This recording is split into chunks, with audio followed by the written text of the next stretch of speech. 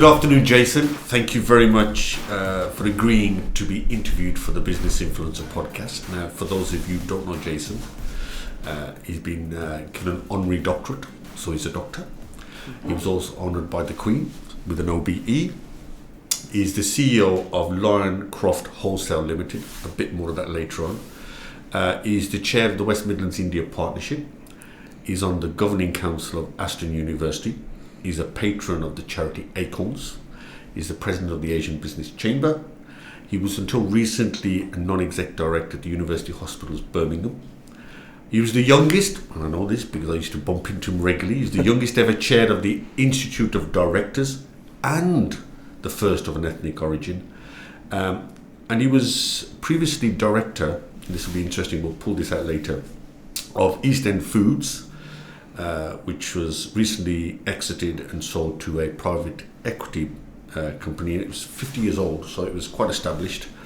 Yeah. And of course then Jason and his immediate family then purchased the wholesale division of the business that was sold. And again, we'll talk a bit about that. And so listen, a lot to chat about. You're a high profile individual, certainly within this region. And so let's talk about all of that stuff. So let's start with your early days, Jason. Now, you grew up in a family that was rapidly growing in terms of its business. Yeah. We just said it was 50 years old. So you must have been surrounded by people who talk business all the time. Yeah. How did that impact you, and how did it impact you then deciding what you wanted to do in your future career as a small kid growing up? Well, the funny thing is that when you're in a family business, my family was 5 family branches. So it's my father and his 4 brothers who established EastEnd Foods in Wolverhampton in the late 60s. I grew up in the business, as you said. In fact, when I was 1, we had our factory in Highgate in Birmingham, near the centre of town, and just at the other end of the car park of the factory was a small flat. And my mum, dad, me, grandmother, and my 2 younger uncles, we all lived together in this 2-bedroom flat. So being in family business, you actually are kind of born into it, and you can never leave. You're always there, you know. So it's second nature, and that's, you know, and that's why it's inevitable that you end up working in the family business, even though you might go and get an education. You want to kind of do your best you can do in terms of having the theoretical knowledge. Yeah. But actually, the family business is where you will always end up because it's in your blood. And did you do weekends or holidays? Were you at the business during all those the time? things? Yeah. Weekends, every weekend it was you know, obligatory to be at the warehouse, to be doing things like stacking shelves or helping with the banking or just helping you know, family around the place. And me and my cousins were all there. So the first and second generation of the business, the first being my father's generation, and the second generation, because the business was growing, it was normal for us to be helping out, you know. And anyone with a family business will probably tell you the same story.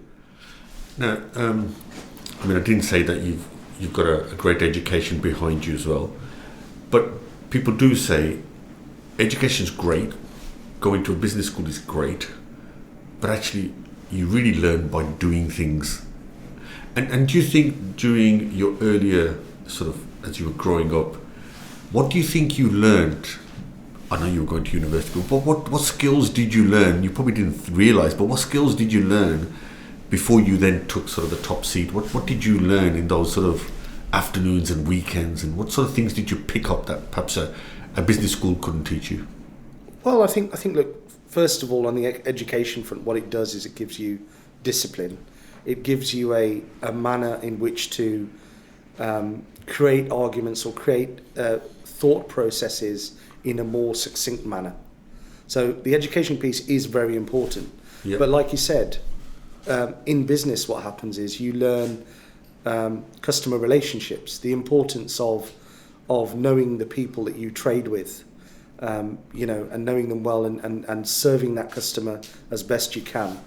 And that starts to get ingrained in you. You know, those disciplines that possibly maybe can't be taught at business school or educational institutions.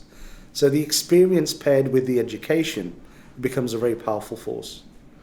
It was interesting. I did an MBA at Aston University, and my initial thoughts were, as I went down the entrepreneurial route, that I didn't really get much from the MBA. But it was interesting as I got into the Nonexec role, which you did as well, and suddenly you started to look at the strategy and the culture, and that's when you start to click that actually that education is good. Okay, so you're growing up, you're spending weekends here, you're spending holidays here, you're working in a closely knit business environment, and you know, everybody tells me that family businesses have their own idiosyncrasies, something strange about family businesses.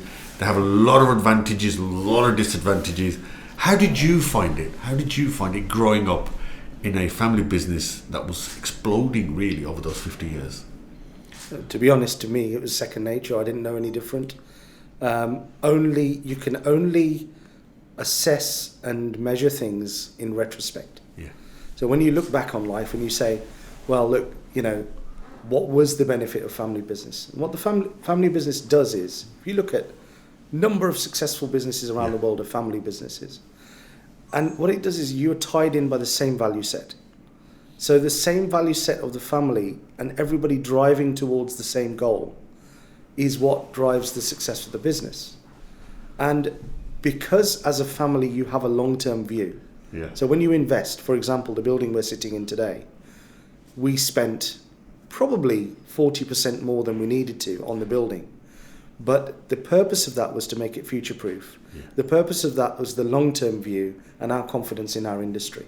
So really speaking, the family business ethic and the value set brings you that long-term view. And then that translates into the consumer and customer relationship.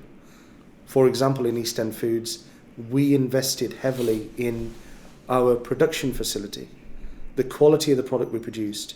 And we were very proud of that as a family. And that showed in the product when the consumer opens the packet and they say, oh, wow, yes, this product sets itself apart from the next. So the family business, to me, the ethics of the family business are most important. It's good business, not just, you know, it's that good long-term view. You're not looking at what profit we're making next quarter. You're looking at what are we going to do in 20 years' time? How do we build this thing into something that, you know, is beyond all of our imaginations? And that's really what I think is the importance. And I think taking that long view, I think politicians could do with understanding a bit of the long view rather than being driven by electoral cycles of 4 or 5 years. Yeah. Is to say, well, where do we have this country in 20 years' time? Because that's the way family businesses tend to think. They do. Yeah. Because they think of succession planning, the next generation, the generation after that. Yeah. And so their attention to detail. And I think the other big thing possibly, Jason, you told me this, is the name on top of the door is yours. Yeah. Yeah. And people know who to point the finger to. Yeah. You live and breathe that organisation. Yeah. So, disadvantages? You know, yeah. Any disadvantages? I think as the family gets larger, you get more generations involved. There are naturally complexities. If we imagine our own households, our own families, right. There's always complexities. So that becomes slightly more challenging, but you know, you work through it, and we did so very successfully, and hence we became, you know, probably one of the most respected brands in our industry around Europe. And we won't dwell on the brand too much, but it did become a great brand. I mean, you turn to anyone and say EastEnd Foods, and everybody recognises the name and the brand. And maybe that's a result of the fact that it was family driven, because it is a powerful brand. It's well recognised. You know, for the Wouhras, any of my family, I mean, we're all doing different things now, but the minute someone says, I have your products in my cupboard, in the kitchen, it's the biggest feeling of pride that you can have, is the fact that the consumer recognises your brand, that you as a family have worked on for many, many years. And that is the biggest payback you could want, you know. So the business exited. Yeah. It's brought by a private equity operation, and we're just in the middle of COVID, and you did the unthinkable. you, Jason, and your family said, "Yep, we've exited, but actually we want to buy back the division, the wholesaling division." Now, what was the rationale behind that? First, why did you do that? Secondly, it was COVID, so people said, "Well, that's crazy because the future is so uncertain." Third, there's been it's obvious on the high street that it's been damaged. The high street's been damaged. And fourth, do you think of groceries and you think of the big four plus the next tier of 3 or 6? So what was the rationale? I'm just trying to, that's the context anybody outside would think, crazy idea. So what was the context and what was the decision? Why buy back? So EastEnd Foods was, by the end of the time we sold the business, it's around about £220 million turnover. The wholesale division of that 220 million was 160 million, just shy of 160 million pounds turnover per annum, employing 200 people, operating from a space in Birmingham and the Black Country of approximately probably 25 football pitches worth of space, supplying 5,000 retailers. Now, I'm in my early 40s. I couldn't bear the thought, from an emotional perspective, of moving away from the company or giving up the company. Other people in the family were at retirement age, so they naturally wanted to seek the exit for their own reasons and age and so on. I couldn't bear to do that, so I wouldn't be able to drive past the factories and say, "Oh, I was involved in that business long ago." Yeah. So to me, it was we go back to that family and second nature bit that it's in your blood. I couldn't let go, and that's why I decided to buy the business back. Before I go into how does it feel different, let me just go back to the fact that private equity is involved. Yeah. Now, private equity people have a mixed view of it. A lot of people will tell you that without private equity, you wouldn't have the economic growth. Without private equity, you wouldn't have the number of jobs created. Without private equity and their drive for efficiency and growing a business, you wouldn't have some of the big brands you have today. So you sold out, and then you bought back, but both processes involve private equity. What's your views on private equity? Was it something that was easy for you to do? Was it difficult to do? And what advice would you give to people who are going to get into bed with private equity? Well, I think the last 4 years of my life with the sale of EastEnd Foods and then buying back from the people that bought it has been the most interesting period of my life. And I mean that in the politest way. It's been the most challenging period, and it's been the period that I've learnt the most. And is that because it was an environment that you were so challenged? Yes. By nature, then you're learning. You're learning as you go along. You're in a dark, you're in an uncomfortable, unknown territory. Yeah. I mean, look, private equity is simply a funding vehicle for businesses, for people that want to exit, and so on. Investments into businesses, and they grow. And they grow because they make those businesses more efficient, they cut costs and so on. Right. So there's nothing wrong with private equity. No. And and by the way, they also bring in extra investment as well. Exactly. It's one of those things. They buy and sell businesses for a living. I don't. And you've got to learn on the hoof pretty much. And say, what's my vision? What's my target? And how do I get there? Now, the important thing here was to have very good advisors, and I had very, very good advisors. We had very good advisors for the sale, and we also had very good advisors for the buyback of the business, and that really helped with the process, and it made it a lot easier than it could have been. We're very proud as a family. So it's me, my wife, my mum and dad, and my younger brother now in the wholesale business, and that's under the name Lioncroft Wholesale Limited. I have to say, private equity wise, very challenging, as you'd expect. They're professionals in their field, just as I could say I'm a professional in the food industry. Absolutely. And they push you, but in a good way, Yeah. you know. Yeah, yeah. And you have to go through the process, and you have to make sure that you do the best you can. And that's all you can do. You can only do the best you can do to make sure that you get exactly what you want. I think the other thing people say to me is you've got to get your own house in order Yes. before you talk to private equity. Yeah. You need to make sure your processes are in place, Yeah. that there's a record of a well-run organisation, because that's what they're looking for, and that's what drives the price. Yeah. And that you have a team in place. Yeah. And because they're going to then, if they're buying, moving on. So yeah, really good. So my next question is, so before you bought it back, you were part of a big family. Yeah. Suddenly you're on your own. Yeah. How did you feel suddenly the day the keys, in figuratively speaking, were handed to you? How did it feel any different? Did you feel, oh, every decision now is resting on my shoulders? Everything that happens from now on, it's not shared amongst the family. Yeah. This is my decision, my judgment, Yeah. and I'll be measured against it. I think that it depends on what you like as a character. I'm quite a determined person. Okay. What we did was, if you think about carving a business out of another business, Yeah. and you talk about systems and you talk about the Yeah. processes involved, we were 160 million pound turnover startup. Yeah.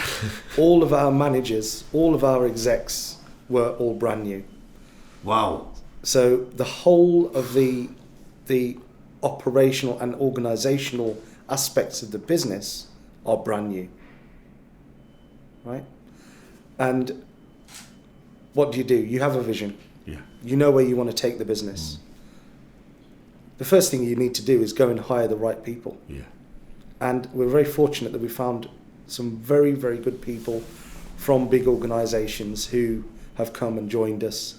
And, you know, we're in a position that, you know, my HR, the accounts function, the buying function, everything is all brand new, and we all get on very, very well.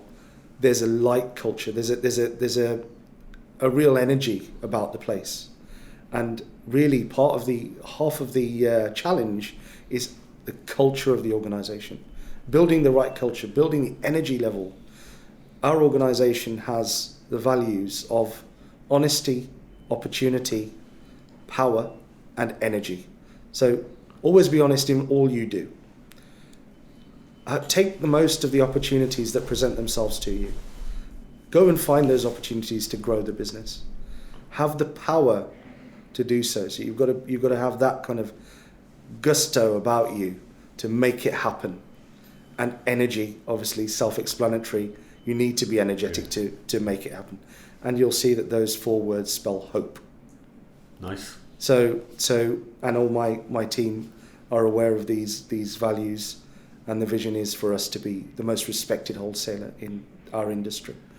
But you personally didn't feel any different. You didn't feel suddenly the weight on your shoulders just feel a bit more heavier because you couldn't dissipate that respect. Oh, okay. I love it. Okay. I love it. It's honestly it feels like a completely new challenge. It feels like as I said, there's a new energy, there's a new culture, there's a new vibe about the business, and that will take us quite far. So you've spoken about a new management team, a new culture, new values, Yeah. you know, and a new vision. Yeah. How did diversity come into picking that team, picking the people who are going to now support you in sharing that vision? How, you know what I'm saying? It's, you know, how do you get that mix right? So what we have to understand is that diversity, be it gender diversity or racial diversity or diversity in terms of sexuality, are absolutely common sense points to commerciality, right? So by having a diverse group of people, you have different opinions. And by having different opinions, you create colour and vibrancy in an organisation. So when you make a decision, you make it with all these different opinions coming in, different viewpoints, and that gives you a more quality result. So the diversity is not a tick box. The diversity is because it makes perfect sense. And can you see the impact of that? Can you see the impact Absolutely. of that? We've grown the business by 15% in 10 months. Wow. You know? So it's a great financial decision. It's from a commercial perspective, anybody that doesn't look at diverse groups and diverse leadership, they'd be making a mistake. That's how strongly I feel about it. Picking up the fact that you did the transaction when you did, despite the fact that the context I gave you, and you must have had people saying you were crazy. You must have had people Every day. say, "You're crazy. Pocket your money. Go and do something else. Don't go back to." But clearly, the entrepreneurial and the sort of drive to do even better than before made you make that. So let me ask you then. So that context I gave you. How is the independent sector? You spoke about wholesaling and supplying. I think it's 5,000. I think you said. Yeah, roughly 5,000 retailers. Yeah. So what is the future of retailing in post-COVID in your eyes? And what do you think the trends have been that led you on to that decision and that faith that you obviously think the high street's going to maintain a presence? You clearly think, despite the prevalence of the big supermarkets, that the independent sector clearly must stick around. So what does the future look like for independent retailers? Because that's where your future lies. Just interested, really. I think there's a move towards independent businesses generally. So that as consumers, what we like to do business with people we know. Yeah. Right. If everything is homogenized, I mean, look, the big multiples and the Amazons of the world naturally have a big part to play in every market. That's just, you cannot contest that point. But the independent retail sector, there's a vibrancy there, and there's an individuality that consumers enjoy dealing with. The difficulty in the independent retail sector is the level of investment that people are making into their businesses or able to make into their businesses. So from our perspective as a wholesaler, as a supplier to the independent trade, it's very important to support those people to help improve their knowledge, improve their capacity to reinvest into the business.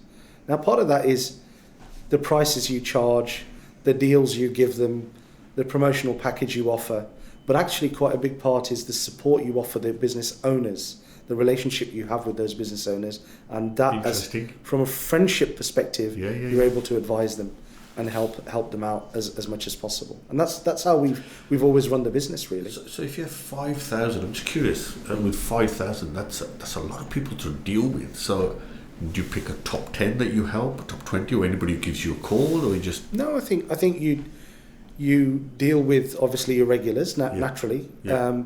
But you also we're in constant communication with our kind of broader customer base.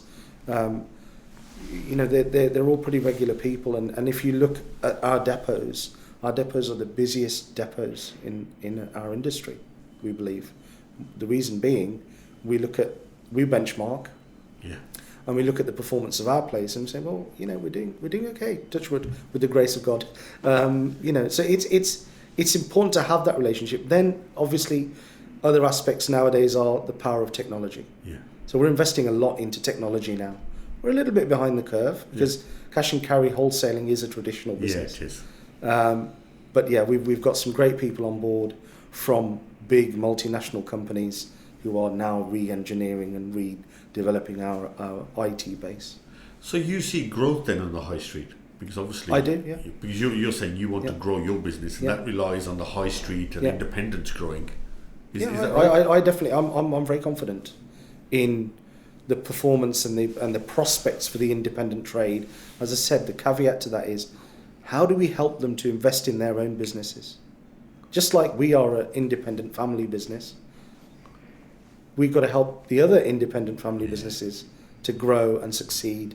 And within that circle, everyone gets successful. Yeah, because if everybody's successful, then you'll get a piece of that big pie. You get a piece of the pie. So you've got a lot of lines there as we walked a lot. 30,000. So which means you're buying a lot of products. Yes. And you're shifting a lot of product. Yes. So Brexit was something that obviously was quite a major event. And businesses are Some saying they benefited, some saying they didn't. Where did Brexit place you? I think it's made life difficult in terms of exports to Europe. Okay. So our export business has suffered as a result. We'll work through it because I think it's more to do with the fact that the viewpoint isn't clear yet on what has to be done to export to different countries. Yeah. So the minute we get to grips with that, and I know a lot of colleagues in the industry are facing the same kind of issues, it's important that government does something to help the export side. We don't import so much anymore because the manufacturing side of the business obviously is separate now. But the export side is challenging. And there's this, there's a school of thought that inflation's running away. Have you seen that where you are? Have you seen? I think there is inflationary pressures. Yeah. Naturally, where it's more difficult to get supply, the costs will increase. So there may be a bit more inflation, or actually, to be honest, if we get our act together, it might actually settle because the challenges we're facing today as importers, exporters, will wither away if the agenda's dealt with properly. Before we move on to just leadership, just a general comment on general confidence. We've had Brexit that was affected a lot of confidence, and then COVID came along. Now, I know food did relatively well, and you're sort of in the food sector. Yeah. How do you measure confidence post-Brexit and post-COVID, hopefully, with the roadmap looking clearer? I think that COVID paled Brexit into almost insignificance for a while. Yeah. The Brexit challenges, I know that there was a big push to get Brexit done, but I don't think the government really looked at the depth of detail as to what does get Brexit done mean. What does it mean to the people on the ground that are running businesses? They haven't looked at that, which is bad. Yeah. So as I said, once we get more into the depths of the detail as to how do we keep these businesses flowing and exports flowing out and imports coming in, it'll settle. Challenges COVID-wise, we had a big push on panic buying last year, as you know, affected all retailers, and that was tough. That was a tough challenge because the suppliers struggled to supply. Yeah. We weren't getting the stock quick enough to sell, and we worked through it. We've as an industry, as independent traders, we've worked through it, I think, quite successfully. And it's settling down, and the challenges are probably, God forbid, here to stay for a while, I would have thought. We just got to work through them. What about you then, and leadership? You're busy. I know you're busy. The number of times we have to miss each other because you're really, really busy. So it's astonishing that not only over the years have you been one of the sort of prominent directors at EastEnd Foods, but you've done. I read the names out of some of the roles you've done. Yeah. What prompted you to be doing these, what I call non-exec, non-remunerative roles? What drove you to do those things despite having an incredibly busy diary? What's the rationale behind that? From a selfish perspective, it's developing myself, learning from people out there who have achieved more than I've achieved. Mixing with the right people, which you always grow from. Yeah, of course. And you know that because you've done so many things and we've sit on so many boards together. Correct. Now, as time goes by, you get offered, roles left, right, and centre, and you get into a position where you almost can't say no to certain things. But it's enjoyable, and that learning and that contribution back to society is good. The thing about the family business was that it's really easy to be in a bubble. Yeah. Sit in the family business bubble and say, well, I know it all. I don't need to go out there and learn from anyone. And that's a very selfish and small-minded way of thinking. So my objective was to go and learn, to go and pick up and mix and give back where I can. And I think, over the years, having been involved in so many things, I think it's a bit of both. I've given back, and I've also actually gained a lot personally myself. Yeah, listen, I think it's completely agree with you, and I think you do learn a lot from people who are different, different industries, different sectors. If somebody was, I didn't anticipate asking this question, but you just drove me to it. If somebody wanted to become a non-exec director, what sort of skill set should they be looking to develop to become one? Because I'm sure you do. I get quite a few phone calls from people saying, listen, I want to become a NED. Yeah. Actually, I think sometimes they're not even sure why. Yes. Because I ask them that, well, why? Yeah. Why do you want to do that? Yeah. I mean, you've given two great reasons. It's amazing how very few people think of that. I don't know why they do it, but you're right. You learn a lot. You give something back. Yeah. What sort of skill set do you think today's NED? If you've sat on a number of boards, you've chatted with. What do you look for around the board? What do you look for from a NED? Well, I think any good board is made up of different people from different backgrounds, right? Yeah. Be it industry, be it your background culturally, and so on. You've got to have a very clear decision-making and analytical mind. So what's the NED there for? The NED is there to hold the board to account to a degree, and challenge the board. On boards, as you know, there's very often groupthink. Yeah. So all the boards are the same background, and they sit there and they come up with the same solutions to the problems. What the NED is there to do is to challenge that thinking, to say, oh, have you thought of this? Have you considered these risks? It's a big responsibility. There's a lot of risk involved in being director nowadays. So I think, if anything, it's that kind of analytical aspect and being able to challenge and use your background and your career knowledge to then help those boards develop and think differently and move quicker. So today, what two top skills do you think you'd want a NED to be developing if they wanted to become a NED? What sort of key do you think skills they should be looking at developing? The ability to challenge is super important. Yeah.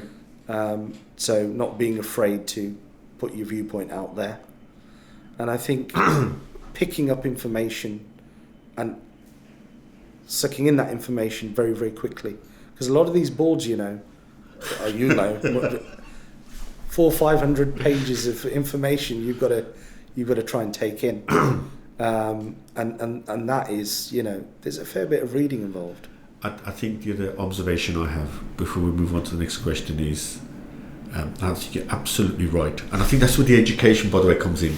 The education at university, because you're not trained, but you get used to being able to understand a lot of information very quickly and use the word succinct. Yeah. And get straight to the point. Yeah, get to the point. Yeah. And I just say to prospective non-execs is get to the point. Yeah. For God's sake, don't take all day.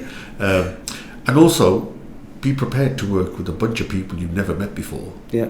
And be able to make sure you manage not say too little, but then not say too much. Know when to say, what to say, when to say. Yeah. So now, one of the roles I want to pick up, and that's what I was picking up in non-exec roles, is you're the chair of the West Midlands India Partnership. Yeah. Now that role became even more important, I think, post-Brexit. Yeah. Because obviously we're looking for the UK to widen its export agenda, its inward investment agenda. You became its inaugural chair. Yeah. Why did you agree to do that? And secondly, some people might say, sounds like another Quango to me. So over to you, Jason. So post-Brexit's the operative word, I think. What trade relationships can we tie up as a nation with the world's most successful countries? You cannot ignore the power, the scale, the potential of the Indian economy. And it's very important because there is a relationship there historically, be it positive or negative, and each Asian consumer or Asian person, individual will have their own opinion on that. Yeah. It's important for us in Britain to open the doors and firstly trade with as many partners as we can successfully, but look at India as one of the biggest partners of all. And already in the first year we've been around, We've brought in a number of businesses into the West Midlands who have chosen to invest. They could invest in Poland, they could invest in France, Germany, and so on. They've chosen to invest in England, in the UK, but more importantly in the West Midlands. Now, why the West Midlands? Because the quality of the people we've got, the historical, industrial, background that we have. We were the home of the Industrial Revolution. Yeah. So historically, this is a very good place to do business. Now, what we have to do is we have to encourage those businesses to come in and actually take the best of our West Midlands businesses over to India. And the door's open, right? So the door's open. They want to trade. They want to do business with us. Why wouldn't you?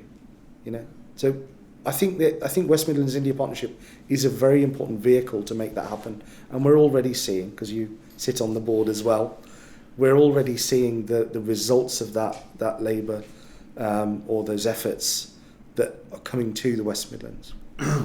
I think other people have asked sort of similar question, and you're absolutely right. You have to be proactive in today's environment. You can't wait for things to happen. Yeah. And you identified the fastest growing economies, and India is one of them. And we haven't made use of that relationship because we've got an indigenous population whose first generation came from there. And I don't think we made use of it, and I think this is hopefully one vehicle that we can. And it's amazing the amount of people that are interested in getting to the subcontinent. So. But if you look at our Asian population here in the Midlands or in the UK, we're 4% of the population, we're 9% of the GDP. Yeah. We're an entrepreneurial community. 4% of the population, 9% of the GDP is phenomenal. So there is a natural link between India and the Asian diaspora, Indian diaspora in the Midlands. So it makes it easier. And the other thing we've got to our advantage here in the UK is the intellectual property, the ability to technically produce stuff, be it automotive, battery, energy. There's so many industries, aren't there? And that ability is what people are looking at, actually. And I think interesting in the West Midlands and the UK in terms of balance. We've got some life sciences, we've got some great sectors here. And as you said, these businesses and entrepreneurs, including you, are valuable because they employ people. Exactly. They employ a lot of people. Yeah. And I think the West Midlands India Partnership is just yet another channel for us to grow this economy. And people like you leading from the front. So let's now finally come to you. Plans for you then. So you have a startup you've taken up. You took a big decision, very big decision. You agreed that a lot of people said, don't do it, you're crazy. But you took the decision. You've got some great growth plans. What does the future look like for you the next 5 years or so? And of course, you still sit on all these boards that I can see. What does the future look like for you before I finish with the last question? I think it's important to be known for something, be known to be a contributor to society, positive contributor. I think when I look at Lioncroft as a business, there's huge potential to this business, and that's why I think we can grow this business 3 to 4-fold. Supplying a broader range of customers in different industries as well. So there's a lot of potential, and I'm very excited by that proposition. Having bought back the business that I've always been involved in is a matter of great pride for me, but actually it's a matter of probably more pride for my father, to be honest. He seems to have completely been re-energized by this whole... And he's a great singer, by the way. He's a great singer, but that's another story for another day. And my wife's with me as our chief operating officer. She's very good at strategy. She's way better. I heard. I was just way sitting better with at you. strategy than me. Very good, very good. So that as I said, there's an energy here, and I think that So I'm very focused, single-minded on building this business as far as I can take it, really. So what does success look like for you? That's a difficult question. Success from a perspective of society is what difference can I make or my family make to society, to the people that probably aren't as fortunate as me. And that would be a big deal to be very much involved. And that's why I do a lot of the community stuff and charitable stuff that I do. From a business perspective, I'm looking at it from the perspective of the legacy of my family. And the fact that we've been in business and we started with, £3 capital in the 60s, and my family built it to such a great degree, taking that legacy, building on it, yes, in a different way, but building and being a good example that, you managed to work hard and develop as far as you possibly could. So those are the two really I can think of. So 3 tips then for entrepreneurs. Somebody who's thinking about becoming an entrepreneur. Has a lot of people saying to them, don't be crazy, don't do it. What would be your 3 tips then? I think, first of all, you have to be hardworking. And hardworking beyond the 9 to 5. So there is a tendency that people say, it's 5 o'clock, work-life balance. I don't think that quite works for entrepreneurs. They live and breathe the business. So being hardworking, being single-minded. Focused. Really focused. People will tell you you can't do it. It's not possible. Don't be silly. Take the easy route. You've got to be single-minded and say, for some reason I want to do this, and I'm gonna do it. So that's the second thing. And then I think finally it's really you being hardworking, being single-minded, and having a vision that's way down the line. Because I'm a great believer that you make your own destiny, and you make your own destiny by working hard, by putting in the extra efforts. The results are up to God. God will, obviously certain people don't believe in God, but I am a believer in, and I believe that the work is up to you, the results are to a higher power. Okay, I'm going to leave you with an awkward question now. Give me 3 words people would describe you. God. And I promise you that's the last question. 3 words. How would they describe you? I've got my 3 words, but I won't. Well, you might as well say it, because I can't think of anything. No, what would people say? That is actually a harder question than meets the eye. Hardworking. Yeah, I agree with that. I know that because the amount of times we miss each other on phone calls, 9 o'clock, 10 o'clock, you ring back. I know that. Yep, you are very hardworking. Honest. Yeah, I agree with that one as well. And sincere, I suppose. Not I suppose. I'm not doubting the fact that I'm sincere. I'm just saying sincerity is one of the words. I think I also find you very methodical, very precise, and I know that from the way you run the board. So you're very precise and very methodical. But I wouldn't disagree with any of them. Now, when I walked in, you offered me a piece of pizza. And now that we're just about to finish, if you've got some pizza left, it's on its way. I might just grab that piece. Jason, it's been brilliant. Thank you very much. Pleasure. An interesting journey, full of twists and turns, as you said. And I'm going to leave you with the listeners and the viewers with one thought. I think Jason put it brilliantly. What will people remember you by? And they'll remember you by what you've done for the very community you serve and live in and work in. So, and you're Hopefully. Definitely a great example of that. And we look forward to seeing your feature in the next issue of the Business Influencer. Jason, thank you. Thank you very much for the hospitality and your time. Thank you so much.